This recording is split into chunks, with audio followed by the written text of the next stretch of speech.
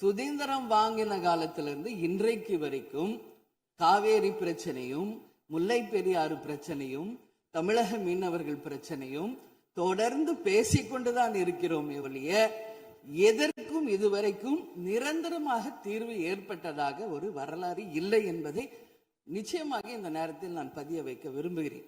இதற்கு எந்த குறிப்புகளோ படிக்க வேண்டிய அவசியம் இல்லை. இது உணர்வு, நம் மனதிலே ஆழமாக இருக்கும் நம் உணர்வை பதிய வைக்க வேண்டிய இடம் இந்த சட்டமன்றம். இந்த சட்டமன்றமே தமிழக மக்களுக்கானது. தமிழக மக்களின் வரி பணத்தில் நடத்தப்படுவதுதான் இந்த சட்டமன்ற இந்த கூட்டங்கள் எல்லாம்.